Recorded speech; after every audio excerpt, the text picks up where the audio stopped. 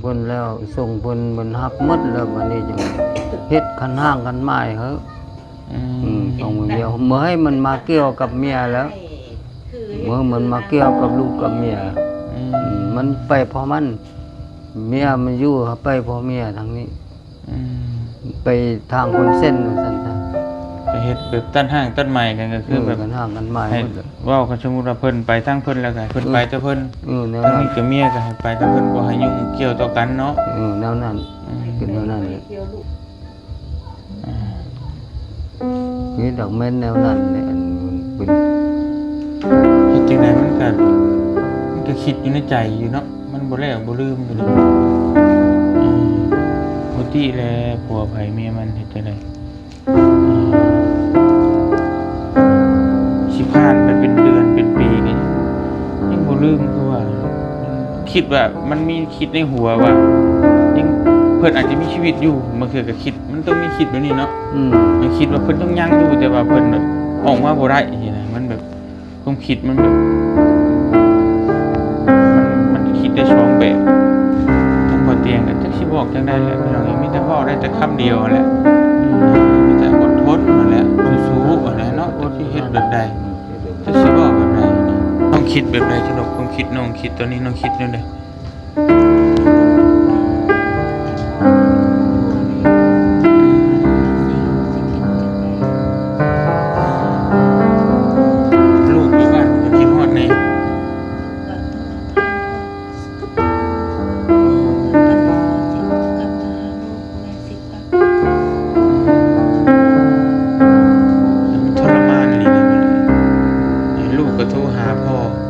ตลอด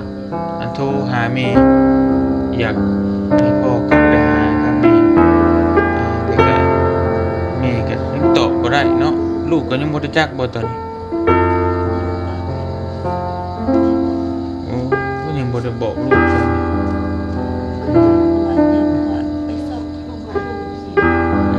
มีแต่ตัวลูกว่าพ่อน่ะไปหาขนมมาให้ลูก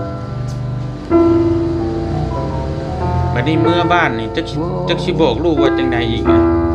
สมมุติว่าลูกถามหาพ่อก็จักสิตอบลูกว่าจังใดอีกให้นักเข้าไปอีกนะพี่น้องเนาะพากันให้โอ้ยพากันให้บ่จักความเฮ็ดเด้กิ้งเรื่องเลยจ้ะบ่รู้มันบ่จักความเฮ็ดสิแล้วเนาะพากันให้แต่อีตนเนี่ยคือบ่เตียงคือมาเห็นน้ำตาซึมน้ำสะพอนเว้นนี่ก็จังได๋มันได้แต่อีตนได้แต่สงสารแต่สิซอยเพิ่นได้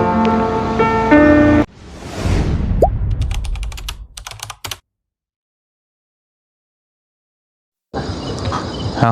พี่น้องเนาะสบายดีเด้อพี่น้องกับทักทายสบายดีพ่อแม่พี่น้องเบิดสุขุทุกคนนะพี่น้องเนาะบ่ว่าสิอยู่ในและก็ต่างประเทศเนาะพี่น้องก็ยินดีต้อนรับเข้าสู่ช่องบ่เตียงทองชาแนลคือเก่าพี่น้องเอ้ยมื้อนี้บ่เตียงก็กลับมาบ้านน้องปิ่นเนาะพี่น้องเนาะพอดีมื้ออื่นเพิ่นก็สิเฮ็ดแบบคือน้องพรเฮ็ดสังฆทานให้ผู้ที่ล่วงลับไปแล้วเนาะพี่น้องเนาะก็มื้อนี้เฮ็ดให้น้องพรบื้นเฮ็ดให้น้องปิ่นเพราะว่าเป็นมอผู้เดียวกันมอเยานะเพิ่นเอิ้นเยาแต่ว่าถ้าเป็นตีแบบลาวศาสนาพุทธเฮาก็แม่น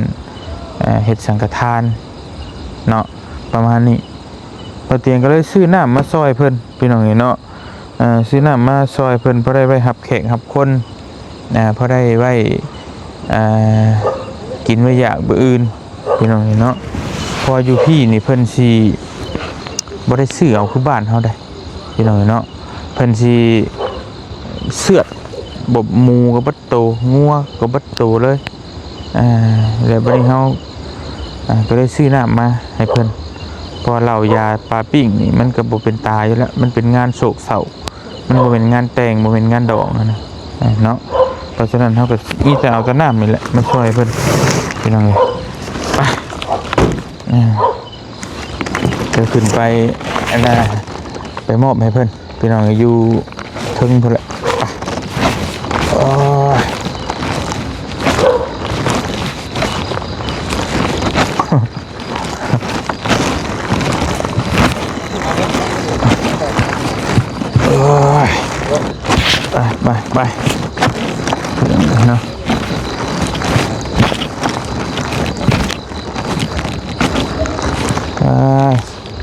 ใส่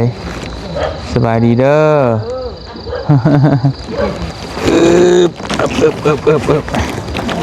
อ่ะเอาน้ำมาไว้พี่น้องเลย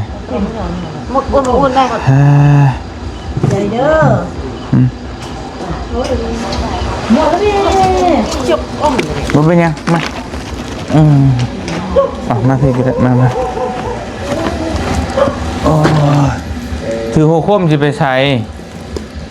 เอาไปมาแล้ว ไปใช้เปล่า ไปถ้าเว้าเขา สบายดีเด้อสบายดีเนาะ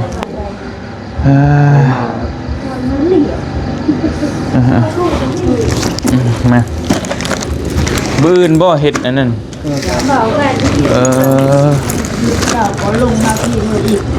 ฮะลงมาสิมาอยู่จักโมงเพิ่นพากันเฮ็ดจักโมง คือมื้อนี้หั่นแหละ ตอน มันแล้วกินของนั้นเดี๋ยวมันจิบได้ร่นทางกว่า ขอโทษเด้อเพิ่นเอาเฮ็ดหยังอันตอนครับแขกเพิ่นขาง่วงบ่ กางหัว อ๋อตวพี่น้องนะมานั่งพี่บ่เห็นต้องบ่เห็นข้างหัวแดงค่ะไก่แดงสุขันเข้าหลายอย่าง สิเฮ็ดหลายอย่างบ่เฮ็ดหยังนี่ เฮ็ดที่ข้างัวนั่นแล้วก็เฮ็ดของกินก็อันนั้นส่งผู้เสียหั่นเอาตรงนั้นเฮ็ดปลาเข้าเฮ็ดคือมื้อนี้หั่นแหละแบบนั้นแหละส่งปลาเข้าหมอมันส่งผู้เสียหั่นกันบ่เฮ็ดอันนั้นก็สิบ่แล้วเด้ตามฮีตเขาเฮ็ดอันนั้นโดยนั่นแต่วันนี้หลังจากเฮ็ดแล้วมือใดทั้งน้องปิ่นที่ว่าสิมื้อบ้านท่านได้มื้อเลยแต่ว่าเฮ็ดแล้วก็อยู่อีก 2-3 มื้อยังอยู่อีก2-3มื้อพี่น้องเนาะอยู่อุ่นเพิ่นก่อนเนาะอยู่น้ำไปเฒ่าเพิ่นก่อนเพิ่นก็ยังเหงาอยู่ก็อีตนน้ำพอน้ำไปเฒ่าแล้วจังมื้อ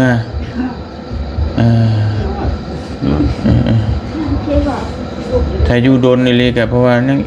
อ้ายก็พังเบิ่งจัก5-6 มื้อ7 มื้อจังสิได้มื้อก็มื้อพร้อมกันก็ได้อ้ายสิออกไปส่งหนทางดีเลยสิส่งขึ้นรถก็ได้แต่ว่ามื้อผู้เดียวแล้วอ่ะมีคนมื้อนำอยู่บ่บ่มีแล้วมีแต่เพิ่นมันเดียวอีจนเด้พี่น้องเนาะเมื่อหลวงพระบางผมเมืองใกล้ๆ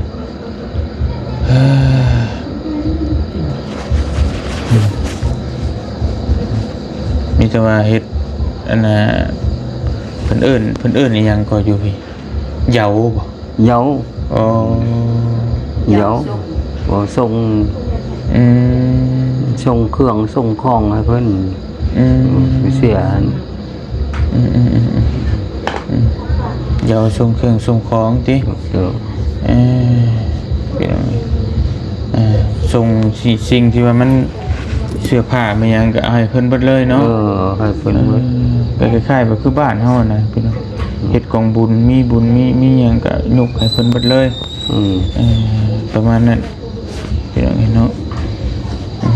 ทั้งเฮาเองก็บ่มีหยังมาซอยก็เอาน้ำแล้วมาซอยไว้ให้แขกคนกินเด้อขอบใจนำโดยแล้วก็มี FC เพิ่นฝากเงินมาให้300,000 กีบพี่น้องเนาะนี่เงินของ FC พี่น้องเพิ่นฝากมาให้300,000 กีบให้พ่อเฒ่าเด้อรับไว้300,000ขอบคุณขอบใจเพิ่นแน่ใจโดยขอบใจนำเพิ่นเห็นแล้วอีตน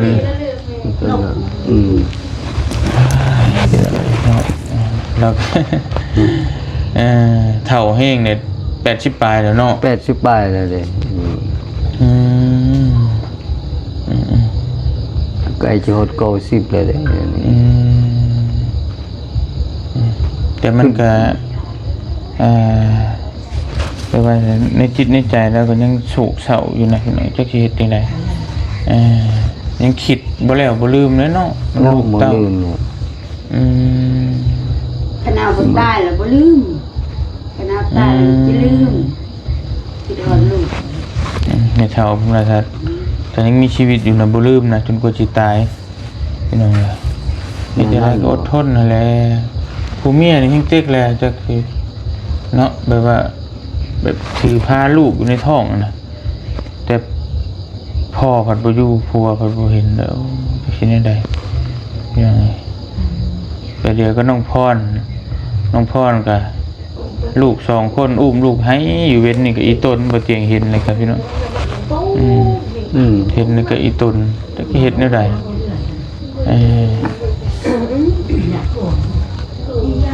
มัน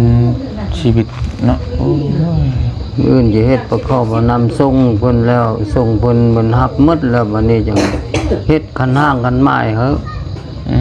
ต้องเดียวเมื่อให้มันมาเกี่ยวกับเมียแล้วเมื่อมันมาเกี่ยวกับลูกกับเมียมันไปเพราะมันเมียมันอยู่ไปเพราะเมียทางนี้ไปทางคนเส้นว่าซั่นซะ ก็เฮ็ดแบบตั้นห้างตั้นใหม่กันก็คือแบบ กันห้างกันไม้หมดเลย เว้ากันสมมุติว่าเพิ่นไปทางเพิ่นแล้วก็ให้เพิ่นไปแต่เพิ่น แนว ทาง นั้น นี้ก็เมียก็ให้ไปแต่เพิ่นบ่ให้ยุ่งเกี่ยวต่อกันเนาะ แนวนั้นคือแนวนั้นเลย เกี่ยวลูกเกี่ยวเมียทางคุณเส้นจะเป็นคุณหน่วยคือคนอ่อน เป็นยังไงเนาะ นี่ดอกแม่นแนวนั้นเนี่ยอันมันเป็นบูเซียเลยเด้เจ็ดเอาเลยกันบ่เฮ็ดนั้นก็บ่แล้วสิเกี่ยวกันอยู่หั่น มันบ่มีวิธีอื่นเลยเนาะอ๋อมีแต่วิธีนี่เฮ็ดต้องเฮ็ด แนวนี้ อันนี้ก็ตามฮีตชนเผ่าเพิ่นหน่อยทางบ้านน้องก็เฮ็ดคือกันบ่นี่จะว่าก็ให้เลยพี่น้องจนเลยเนาะ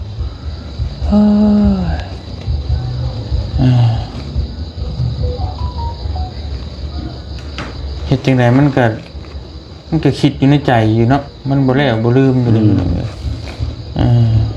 ปกติแลผัวไผเมียมันเฮ็ดจังไดสิผ่านไปเป็นเดือนเป็นปีก็ยังบ่ลืมคือว่ามันโอ้ยคิดมายามใดก็เห็นอยู่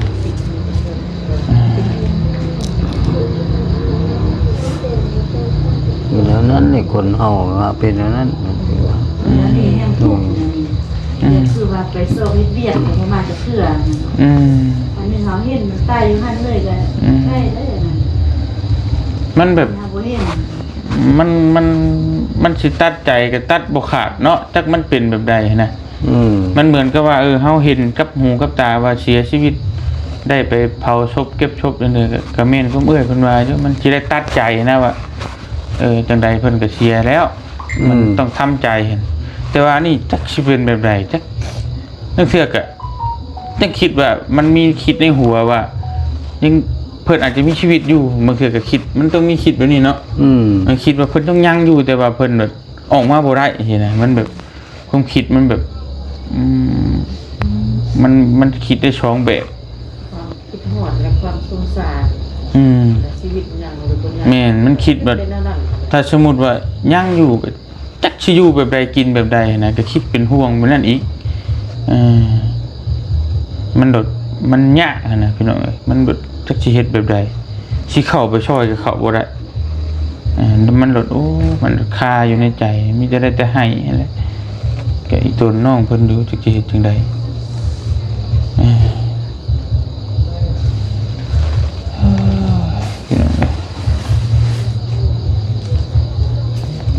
โดยขอบใจเนาะบ่เตียงก็ขึ้นมาตั้งแต่ตอนที่เพิ่นยังค้นหาอยู่พุ่นแหละแต่ว่าทั้งน้องเพิ่นก็น้องชื่ออ้ายอยู่บ่ตอนนี้เห็นอยู่บ่เห็นอยู่ เห็นอย่างบนเขาเจ้า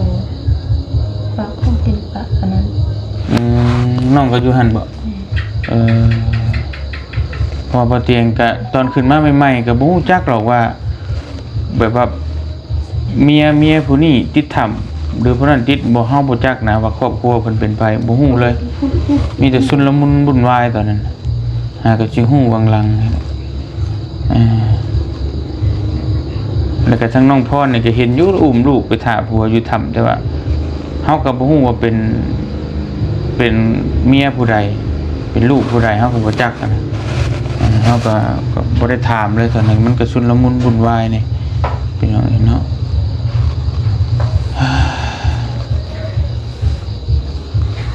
ทั้งบ่เตียงก็จักสิบอกจังได๋แหละพี่น้องมีแต่เว้าได้แต่คำเดียวแหละมีแต่อดทนนั่นแหละสู้ๆอะไรเนาะจักสิเฮ็ดแบบใดจักสิเว้าแบบใดนะเว้าแบบใดก็เว้าบ่ออกเลยบ่จักคมสิเว้ามีแต่บอกได้แต่อดทนให้สู้ๆนั่นแหละ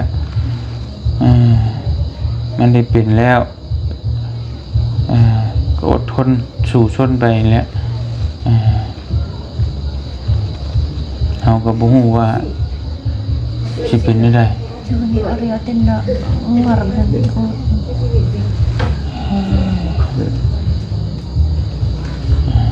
แต่ละมื้อแต่ละคืนก็นอนหลับอยู่บ่น้องคิดแบบใดสำหรับความคิดน้องคิดตอนนี้น้องคิดแนวใด Kita tunggu deh, kin hot, pua deh. Nasi you sikin jang deh. ลูกอยู่บ้านมันก็คิดฮอดแน่ ลูกก็โทรถามพ่อทุกมื้อ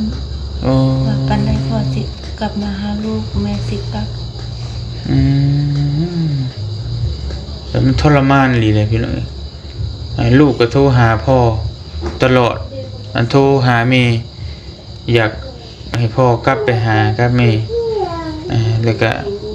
แม่ก็ยังตอบบ่ได้เนาะลูกก็ยังบ่ได้จักบ่ตอนนี้ ลูกก็บ่ได้บอกลูก โอ้ยังบ่ได้บอกลูกซ้ำเลย ว่าแต่พ่อไปสอบขนมให้ลูกสิ มีแต่ตัวลูกว่าพ่อน่ะไปหาขนมมาให้ลูกบัดนี้เมื่อบ้านนี่จักสิบอกลูกว่าจังใดอีกนะสมมุติว่าลูกถามหาพ่อก็จักสิตอบลูกว่าจังใดอีกแฮงนักเข้าไปอีกนะพี่น้องโอ้ยเนาะ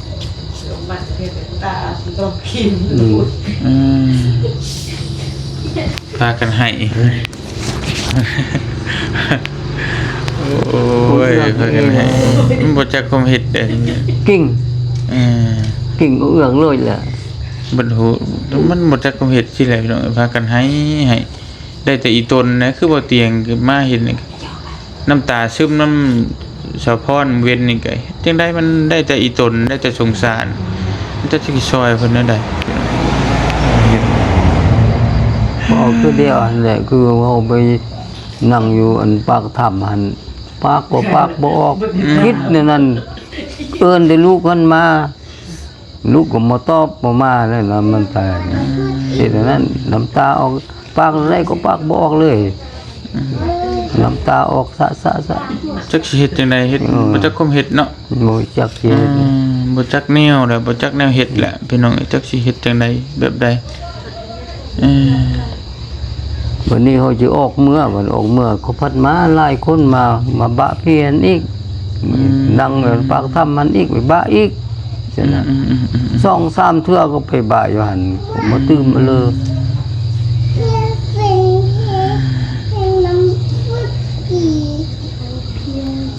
จักบาปเวรกรรมอีหยังเนาะโอ้มาเจอแบบนี้เมื่อยเด้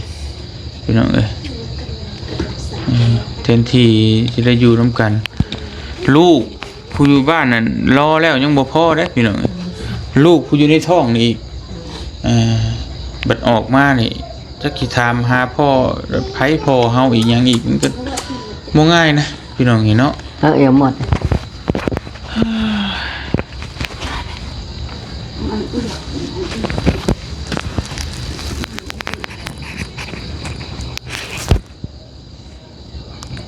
พี่น้องมาหาโดยไปนอนอยู่พุ่นแหละไปอื่นไปแล้วสิกลับมาใหม่พี่น้อง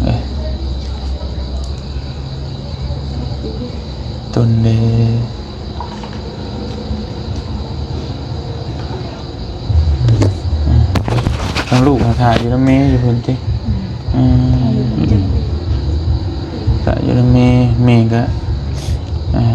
อุ้มเอาลูกถ่ายอยู่พุ่นคือตอนนี้ลูกก็ยังบ่ฮู้ว่าพอออกมาบ่ได้อยู่ในถ้ำนะแล้วก็รอแม่ครับพอมื้อหาประมาณนั้นนะวันนี้น้องเพิ่นเมื่อผู้เดียวก็สิตอบลูกก็ยากอีกลูกสิถามหาพ่อคือมันมีแต่ความทุกข์นะปัจจิเลี้ยงลูก2คนอีกบ่ง่ายพี่น้องโอ้พี่น้องบอกมาเลยกัน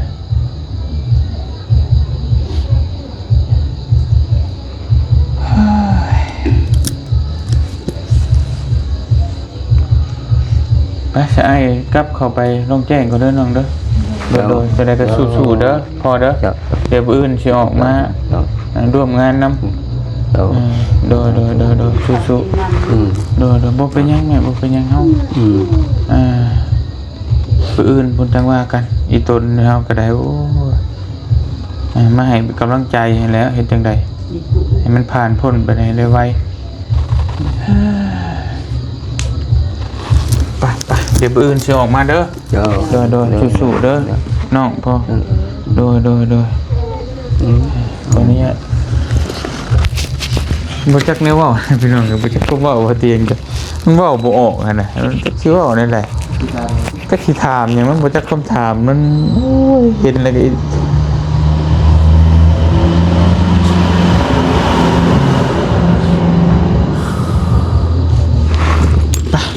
มีแต่พักผ่อนนี่เด้อน้องก็เด้อคิดเห็นลูกเต้าเฮานี่แล้วพักผ่อนบ่เพียงพอแฮงเต็กแม่เมื่อยไปกลับก่อนเด้อแม่เด้อโดยโอ้ยไปพี่น้องให้ป้าเตียงกับคอตัวเดินทางกลับก่อนมีแต่บื้นจังว่ากันสิมาเยี่ยมยามน้ำนี่เพิ่นยาวเพิ่นยังน่ะก็น้องพรอีกจักสิว่าแนวใดแต่มีแต่นักๆทางไหนก็อีตนพี่น้องเนาะเมื่อยเด้ก็ออกมาแล้วก็บ่จักแนวเว้าซะบ่มีแนวเว้าไปบ๊ายบายเหนื่อย